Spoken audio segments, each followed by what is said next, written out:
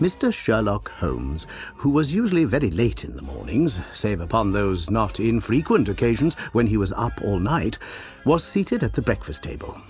I stood upon the hearthrug and picked up the stick which our visitor had left behind him the night before.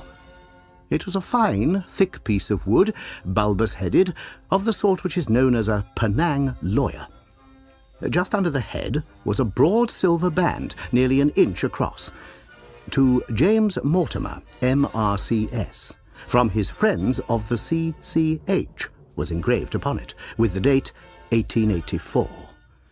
It was just such a stick as the old-fashioned family practitioner used to carry, dignified, solid, and reassuring.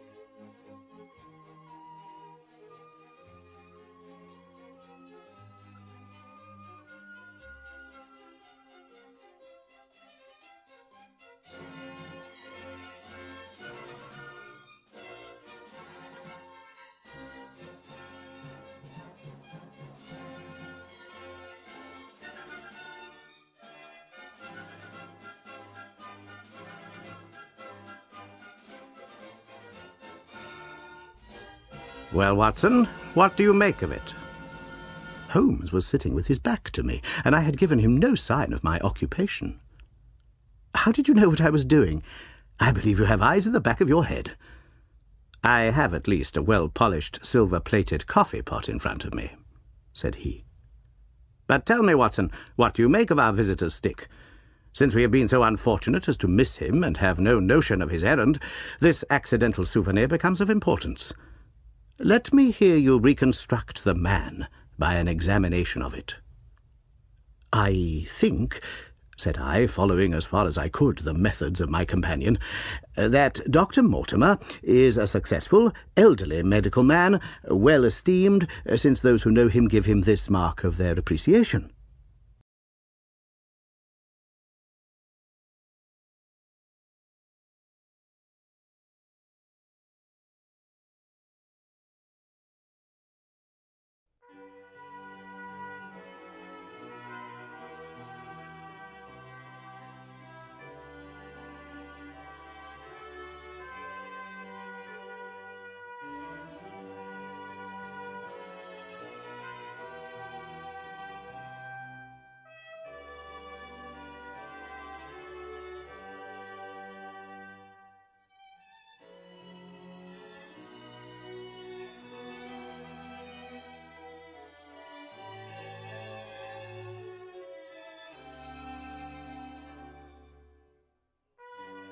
"Good," said Holmes. "Excellent.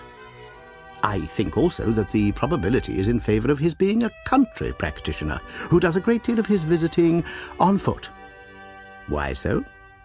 "Because this stick, though originally a very handsome one, has been so knocked about that I can hardly imagine a town practitioner carrying it. The thick iron ferrule is worn down, so it is evident that he has done a great amount of walking with it." "Perfectly sound," said Holmes. "And then again, there is the Friends of the C.C.H. I should guess that to be the something hunt, the local hunt to whose members he has possibly given some surgical assistance, and which has made him a small presentation in return."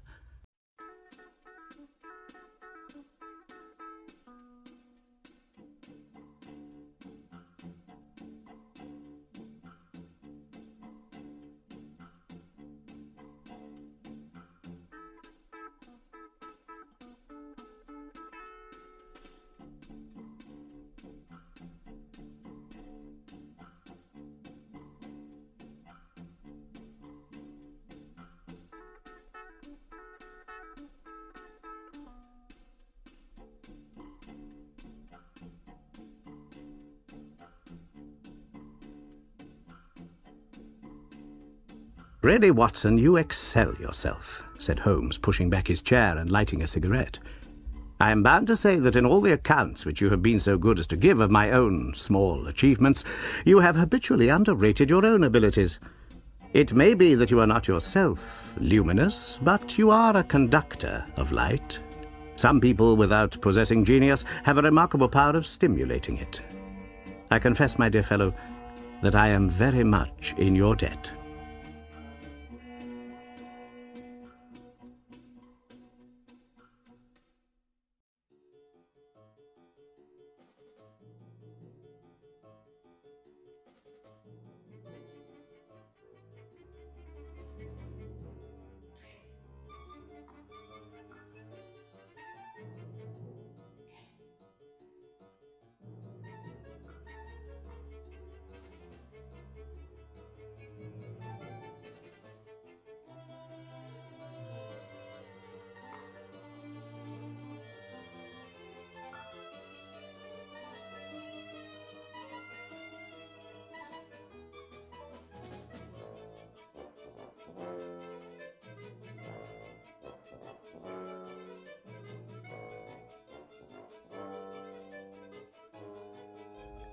He had never said as much before, and I must admit that his words gave me keen pleasure, for I had often been piqued by his indifference to my admiration and to the attempts which I had made to give publicity to his methods.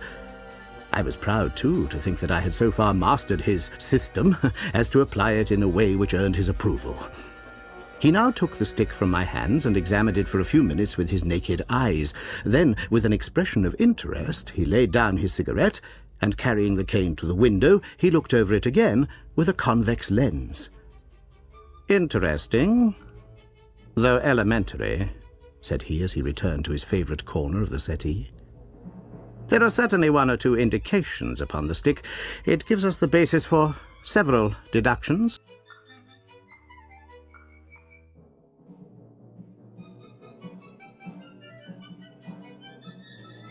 "Has anything escaped me?" I asked, with some self-importance. "I trust that there is nothing of consequence which I have overlooked." "I am afraid, my dear Watson, that most of your conclusions were erroneous. When I said that you stimulated me, I meant, to be frank, that in noting your fallacies I was occasionally guided towards the truth.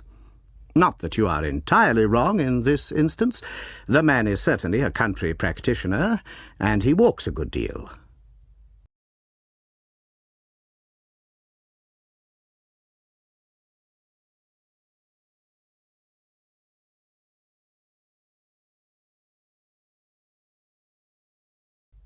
Then I was right.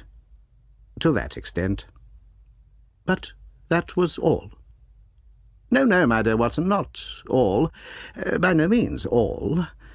I would suggest, for example, that a presentation to a doctor is more likely to come from a hospital than from a hunt, and that when the initials C.C. are placed before that hospital, the words Charing Cross very naturally suggest themselves. You may be right. The probability lies in that direction. And if we take this as a working hypothesis, we have a fresh basis from which to start our construction of this unknown visitor. Well then, supposing that CCH does stand for Charing Cross Hospital, what further inferences may we draw? Do none suggest themselves? You know my methods. Apply them.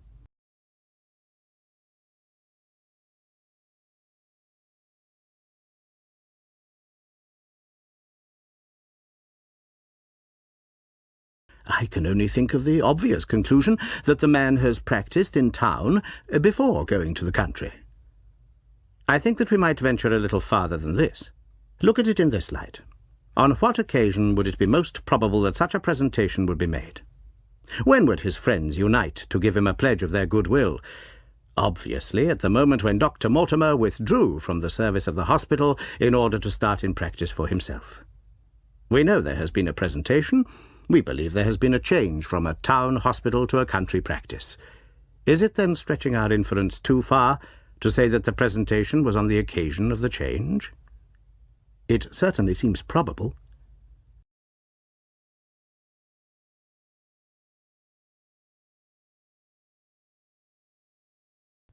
Now, you will observe that he could not have been on the staff of the hospital, since only a man well established in a London practice could hold such a position, and such a one would not drift into the country. What was he, then? If he was in the hospital and yet not on the staff, he could only have been a house surgeon or a house physician, little more than a senior student. And he left 5 years ago.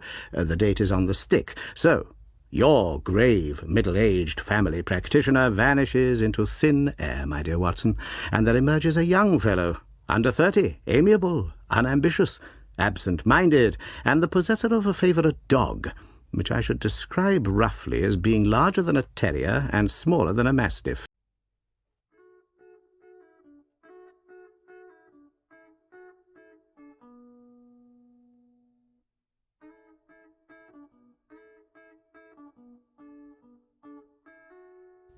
I laughed incredulously as Sherlock Holmes leaned back in his settee and blew little wavering rings of smoke up to the ceiling. "As to the latter part, I have no means of checking you," said I. "But at least it is not difficult to find out a few particulars about the man's age and professional career." From my small medical shelf I took down the medical directory and turned up the name. There were several Mortimers, but only one who could be our visitor. I read his record aloud.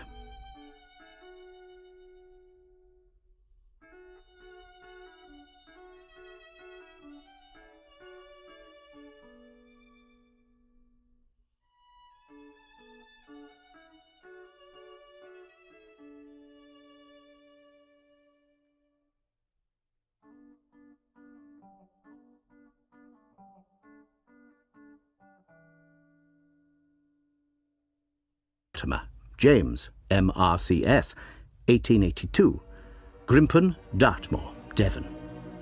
House surgeon from 1882 to 1884 at Charing Cross Hospital. Winner of the Jackson Prize for Comparative Pathology with essay entitled "Is Disease a Reversion?" Corresponding member of the Swedish Pathological Society, author of Some Freaks of Atavism, Lancet, 1882, Do We Progress?, Journal of Psychology, March 1883, medical officer for the parishes of Grimpen, Thorsley, and High Barrow. "No mention of that local hunt, Watson," said Holmes with a mischievous smile, "but a country doctor, as you very astutely observed. I think that I am fairly justified in my inferences. As to the adjectives, I said, if I remember right, amiable, unambitious, and absent-minded. It is my experience that it is only an amiable man in this world who receives testimonials, only an unambitious one who abandons a London career for the country, and only an absent-minded one who leaves his stick and not his visiting card after waiting an hour in your room."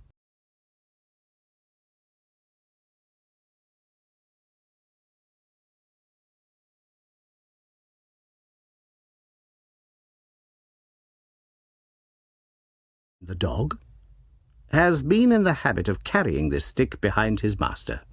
Being a heavy stick, the dog has held it tightly by the middle, and the marks of his teeth are very plainly visible.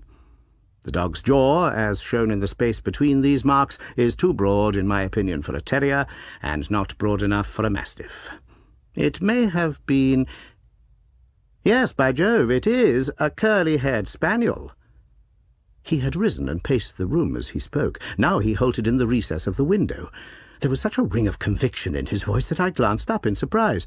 "My dear fellow, how can you possibly be so sure of that?"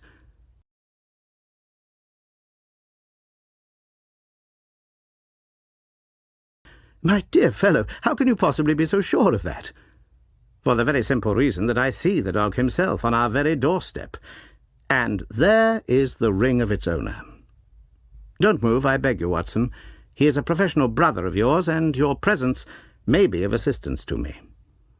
Now is the dramatic moment of fate, Watson, when you hear a step upon the stair which is walking into your life, and you know not whether for good or ill.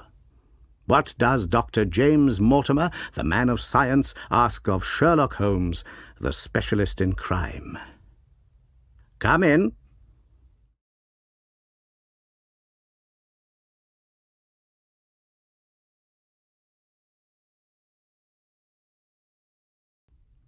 The appearance of our visitor was a surprise to me, since I had expected a typical country practitioner.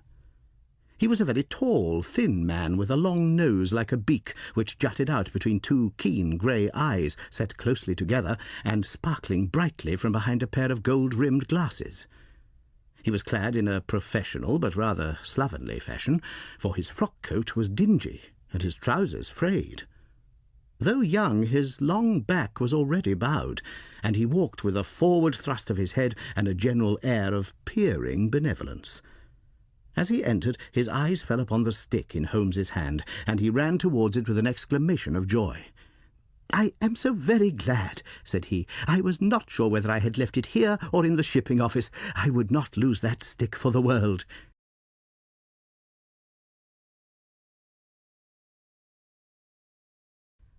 "A presentation, I see," said Holmes. "Yes, sir." "From Charing Cross Hospital?" "From one or two friends there, on the occasion of my marriage." "Dear, dear, that's bad," said Holmes, shaking his head.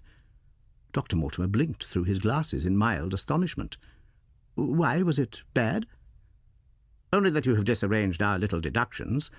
Your marriage, you say?" "Yes, sir. I married and so left the hospital, and with it all hopes of a consulting practice. It was necessary to make a home of my own." "Come, come, we are not so far wrong after all," said Holmes. "And now, Dr. James Mortimer?" "Mr., sir, Mr., a humble M.R.C.S." "And a man of precise mind, evidently." "A dabbler in science, Mr. Holmes, a picker-up of shells on the shores of the great unknown ocean. I presume that it is Mr. Sherlock Holmes whom I am addressing, and not—" "No, this is my friend, Dr. Watson."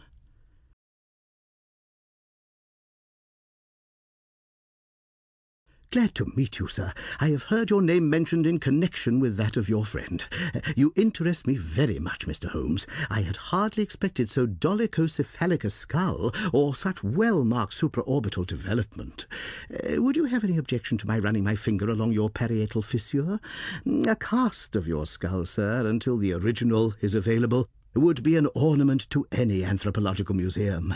It is not my intention to be fulsome, but I confess that I covet your skull."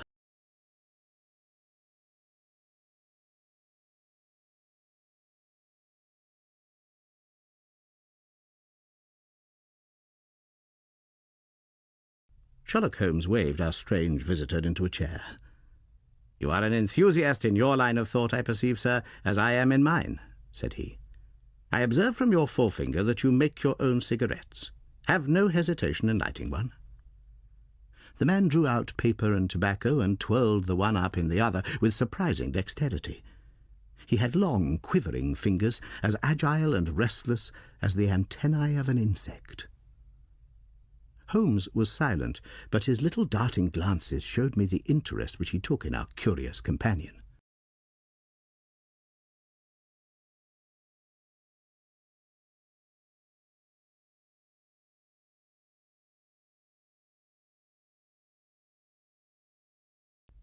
"I presume, sir," said he at last, "that it was not merely for the purpose of examining my skull that you have done me the honour to call here last night and again to-day?" "No, sir, no, though I am happy to have had the opportunity of doing that as well. I came to you, Mr. Holmes, because I recognise that I am myself an unpractical man, and because I am suddenly confronted with a most serious and extraordinary problem. Recognising, as I do, that you are the second highest expert in Europe—" "Indeed, sir. May I inquire who has the honour to be the first?" asked Holmes with some asperity. "To the man of precisely scientific mind, the work of Monsieur Bertillon must always appeal strongly." "Then had you not better consult him?" "I said, sir, to the precisely scientific mind, but as a practical man of affairs it is acknowledged that you stand alone. I trust, sir, that I have not inadvertently—" "Just a little," said Holmes. "I think, Dr. Mortimer, that you would do wisely if, without more ado, you would kindly tell me plainly what the exact nature of the problem is, in which you demand my assistance."